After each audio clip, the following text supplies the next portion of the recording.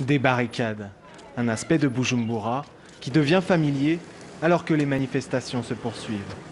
Dès que la police les détruit, une nouvelle repousse aussitôt. Mais ces tensions affectent aussi l'économie du pays.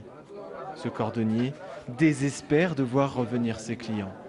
Il y a beaucoup de barricades dans les routes, il y a les pierres, il y a ce qui brûle, il n'y a pas moyen de travailler, La situation est très médiocre, s'il vous plaît. Un peu plus loin, au niveau du marché de Bouiza, il y a toujours des légumes. Mais pour combien de temps? Les prix ont déjà commencé à grimper. Ici, vous voyez par exemple les tomates. Les tomates, le prix reste la même. Mais la quantité est diminuée à cause que, en fait, les routes qui amènent les tomates ici vers le marché sont barrées.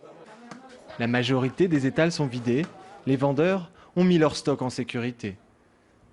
De nombreuses banques sont fermées, ainsi que la plupart des stations essence.